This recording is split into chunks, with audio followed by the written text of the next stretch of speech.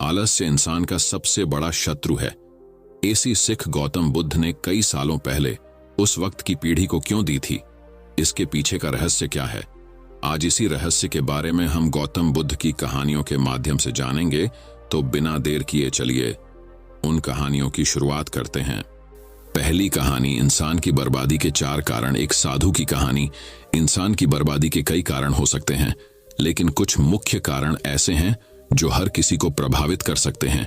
इन कारणों को जानकर हम अपने जीवन को बेहतर बनाने के लिए कदम उठा सकते हैं।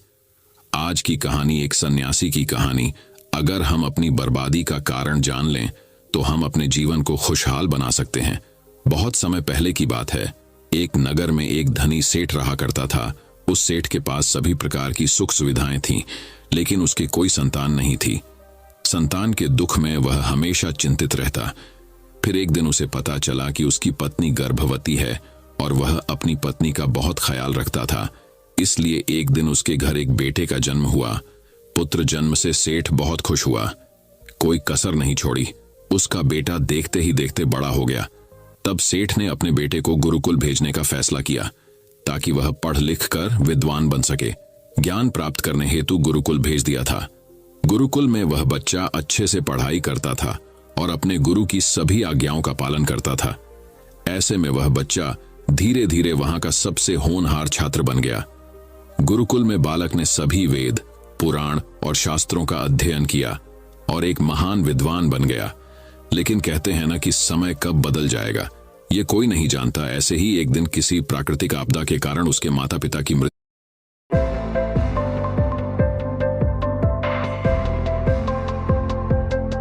नहीं जानता। ऐसे ही एक दिन किसी प्राकृतिक आपदा के कारण उसके माता पिता की मृत्यु हो गई। और जब उसके माता पिता की मृत्यु हुई तो बच्चे की शिक्षा पूरी नहीं हुई थी। और जब बच्चे ने खबर सुनी कि उसके माता पिता अब इस दुनिया में नहीं है और उसका सब कुछ बर्बाद हो गया है, तो लड़का इस सांसारिक मोह में बह गया।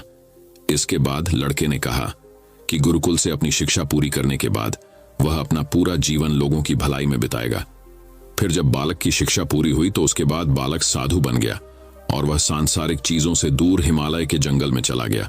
अध्यापन को विश्राम देते हुए समय के साथ उनके सन्यासी की चर्चा चारों ओर होने लगी और दूर दूर से लोग उनके पास शिक्षा लेने के लिए आने लगे और बहुत से लोग अपनी समस्याओं का समाधान पाने के लिए भी उनके पास आने लगे। वह समस्याओं का समाधान बड़ी आसानी से कर देता था, जिससे वह पूरे राज्य में प्रसिद्ध हो गया। परंतु जिस नगर में वह रहता था वहां का राजा क्रूर व्यक्ति था। जब राजा को तपस्वी के बारे में पता चला तो उन्होंने तपस्वी से मिलने का फैसला किया। अगली सुबह राजा तपस्वी से मिलने के लिए अपने महल से निकल गया और फिर वह उसकी कुटिया की ओर गया। और वहां पहुंचकर राजा ने जब उसे साधु के रूप में देखा तो वह उसे देखता ही रह गया। उसके चेहरे पर एक अलग ही तेज था। जब वह साधु के पास पहुंचा तो उसे असीम शांति का अनुभव हुआ। साधु को प्रणाम किया और उसके पास बैठ गया और उससे बातें करने लगा। वह राजा पहली ही मुलाकात में साधु के व्यक्तित्व से इतना प्रभावित हुआ कि उसी समय से उसने अच्छाई के रास्ते पर चलने का फैसला कर लिया। और मैं सोचने लगा कि इतनी सी मुलाकात में यह साधु मुझे इतना बदल सकता है, तो ऐसा हमेशा रहेगा। यदि तुम मेरे साथ रहोगे तो मेरा जीवन बदल जाएगा। और यह सोचकर राजा साधु से अपने महल में चलने का अनुरोध करने लगा। राजा का आग्रह सुनकर सन्यासी माना नहीं कर पाया और वो राजमहल चलने को तैयार हो गए। तब राजा सन्यासी को महल की ओर ले गए। महल पहुंचकर राजा ने साधु की बहुत खातिरदारी की और उसके बाद राजा ने साधु को एक दाहिने कमरे में भोजन कराया। भोजन के समय साधु ने राजा को धन्यवाद दिया और राजा से जाने की अनुमति मांगी। यह सुनकर राजा ने कहा कि आप हमारे बाग में जब तक चाहे तब तक रह सकते हैं। आपको यहाँ किसी भी प्रकार की असुविधा नहीं होगी और आप यहाँ रहेंगे तो हमारे लोगों को भी अच्छा लगेगा और हमें भी अच्छा लगेगा। यह सुनकर साधु ने राजा का प्रस्ताव स्वीकार कर लिया। राजा के आदेशानुसार सेवकों ने एक सुंदर कुटिया बनाई। उसके बाद साधु उसी कुटिया में रहने लगा। राजा ने उनकी बहुत सेवा की, लेकिन कई वर्षों के बाद राजा और रानी को किसी जरूरी काम से दूसरे राज्य में जाना पड़ा। लेकिन उन्होंने साधु की सेवा के लिए एक सेवादार नियुक्त कर दिया।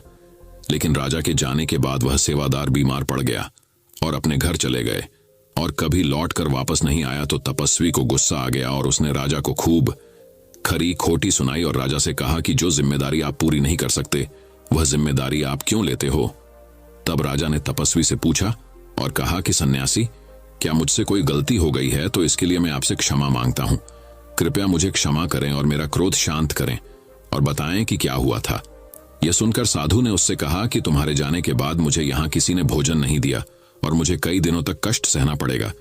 यहाँ आकर मैं भूखा रहा और किसी ने मुझसे मेरा हाल भी नहीं पूछा। यह सुनकर राजा ने तपस्वी से माफी मांगी और कहा कि आज के बाद ऐसी गलती नहीं होगी। फिर कुछ देर बाद मामला शांत हुआ। जब राजा और तपस्वी के बीच बातचीत चल रही थी, रानी भी छुपकर सुन रही थी यह सारी बातचीत। उसके बाद राजा ने उसे तपस्वी से शिकायत का मौका नहीं दिया और उसकी खूब सेवा की।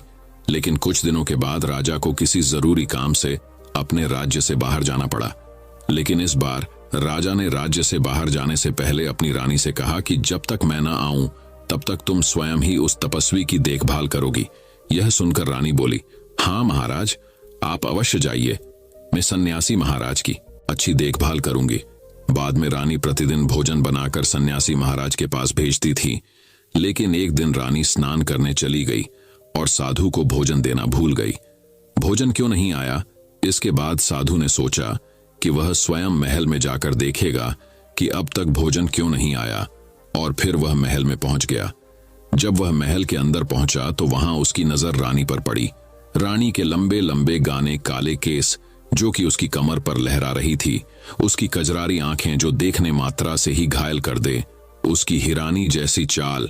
रानी के इतने सुंदर रूप को देखकर सन्यासी चकित हो गया और रानी की सुंदरता सन्यासी के मन में घर कर गई और वह वहां से बिना कुछ कहे ही अपनी कुटिया में लौट आया। सन्यासी रानी के रूप की सुंदरता को भुला ना सका और वह खाना पीना छोड़कर अपनी कुटिया में पड़ा रहा। उसने कई दिनों तक कुछ भी नहीं खाया, जिस वजह से वह बहुत कमजोर हो गया। फिर कुछ समय बाद राजा वापस लौटे और जब उसे सन्यासी की हालत का पता चला तो वह सीधे सन्यासी के पास पहुंच गए और बोले कि ही भगवान, क्या बात है, आपको क्या हो गया और आप इतने कमजोर कैसे हो गए? किस गहरी सोच में डूबे हो? क्या मुझसे कोई गलती हो गई है? तब साधु ने कहा, नहीं राजन, आपने कोई गलती नहीं की है। यह सुनकर राजा बोले, तो फिर क्या बात है, आप मुझे बताएं, मैं आपकी समस्या का समाधान अवश्य करूंगा। यह सुनकर तपस्वी ने राजा से कहा कि आपकी रानी की अद्भुत सुंदरता को देखकर मैं उसकी सुंदरता पर मोहित हो गया हूं और अब मैं रानी के बिना नहीं रह सकता। यह सुनकर राजा है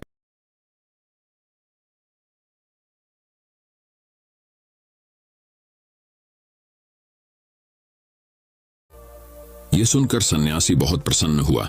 फिर राजा सन्यासी को लेकर महल चले गए और जब राजा और सन्यासी महल पहुंचे तो उस दिन रानी ने अपने सबसे सुंदर वस्त्र और आभूषण पहने थे। फिर राजा रानी के पास गया। राजा ने रानी से कहा कि इस साधु की मदद करनी चाहिए, वह बहुत कमजोर स्थिति में जा चुका है और मैं नहीं चाहता कि एक बुद्धिमान व्यक्ति की हत्या का कलंक मेरे सिर पर लगे।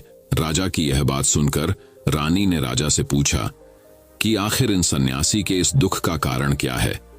तो राजा ने रानी से कहा कि सन्यासी आपकी अद्भुत सुंदरता के दीवाने हो गए हैं। राजा की यह बात सुनकर रानी ने कहा कि राजन, आप चिंता मत करिए, अब आप सब कुछ मेरे ऊपर छोड़ दीजिए। मुझे पता है कि मुझे अब क्या करना है। आपके ऊपर ना तो सन्यासी की हत्या का पाप लगेगा और ना ही उससे मेरे पवित्र धर्म का नाश होगा। रानी की यह बात सुनकर राजा ने रानी को सन्यासी को सौंप दिया। उसके बाद सन्यासी रानी को लेकर कुटिया पर पहुंचे। जब रानी सन्यासी की कुटिया पर पहुंची, रानी ने सन्यासी से कहा कि हमें रहने के लिए घर चाहिए, हम इस झोपड़ी में नहीं रह सकते। यह सुनकर सन्यासी राजा के पास गया और राजा से जाकर बोला कि हे राजन, हमें रहने के लिए घर चाहिए। सन्यासी की बात सुनकर राजा ने उनके लिए घर का प्रबंध कर दिया। फिर सन्यासी रानी को लेकर घर पहुंचा। जब रानी सन्यासी के साथ उसके घर पर पहुंची तो रानी ने सन्यासी से कहा कि यह घर तो बहुत गंदा है और इसकी हालत बहुत खराब है, मैं इस घर में नहीं रह सकती। ये सुनकर सन्यासी फिर से राजा के पास गया और राजा के पास जाकर बोला कि ही राजन, जो आपने हमें घर दिया है उसे घर की हालत बहुत खराब है। सन्यासी की बात सुनकर राजा ने उसे घर की हालत ठीक करवा दी। उसके बाद फिर रानी घर के अंदर गई और नहा धोकर बिस्तर पर आ गई। तभी साधु भी बिस्तर पर आ गया। फिर उसके बाद रानी ने साधु से कहा कि आप जानते हैं कि आप कौन हैं और क्या बन गए हैं। आप एक महान साधु थे जिनके लिए राजा स्वयं सभी आवश्यक चीजें उपलब्ध कराते थे, जिनके पास दूर दूर से लोग ज्ञान प्राप्त करने आते थे, जो लोगों को सत्य का मार्ग दिखाते थे, जो लोगों की समस्याओं का समाधान करते थे, जिन्हें सभी लोग गुरु मानते थे, जिसे सब लोग भगवान मानकर पूजते थे। और आज आप वासना के कारण मेरे गुलाम हो गए हैं। रानी की यह बात सुनकर साधु को झटका लगा और उसे एहसास हुआ कि वह एक साधु है और यह सब क्या कर रहा है। वह ये सब सुख सुविधाएं छोड़कर शांति की तलाश में जंगलों में चला गया था। जोर जोर से रोने लगा और चिल्लाने लगा और रानी से कहने लगा कि मुझे क्षमा कीजिए महारानी, मैं यह क्या करने जा रहा था। मैं अभी आपको राजा को सौंप कर आता हूं।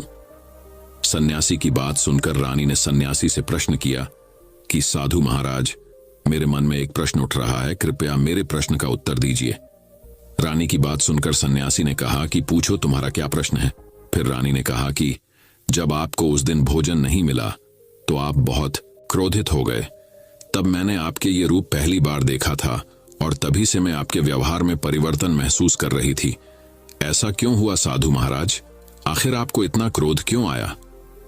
रानी की बात सुनकर सन्यासी ने रानी को समझाया कि जब मैं जंगल में था तो मुझे समय पर भोजन भी नहीं मिलता था, लेकिन जब मैं महल में आया तो महल में आने के बाद मुझे सारी सुख सुविधाएं मिली और फिर मैं इन सभी सुख सुविधाओं के मुंह में फंस गया और मुझे इसके प्रति लगाव उत्पन्न हो गया और फिर मुझे इसको पाने का लालच उत्पन्न हो गया और जब मुझे यह नहीं मिला तो मेरे अंदर क्रोध उत्पन्न हुआ। फिर सन्यासी ने कहा कि महारानी, सच तो यह है कि अगर इच्छा पूरी नहीं हो तो क्रोध उत्पन्न होता है और अगर इच्छा पूरी हो जाए तो लालच बन जाता है। फिर सन्यासी ने रानी से कहा, यह इच्छा की पूर्ति ही मुझे वासना के द्वार तक लेकर आई है और मैं आपके प्रति आकर्षित हो गया। इसके बाद वो सन्यासी रानी को लेकर राजा के पास गया और बोला कि राजन, मुझे क्षमा कर दीजिए, मुझे अपनी गलती का एहसास हो गया है। यह लो आपकी रानी, मुझे यह सब नहीं चाहिए।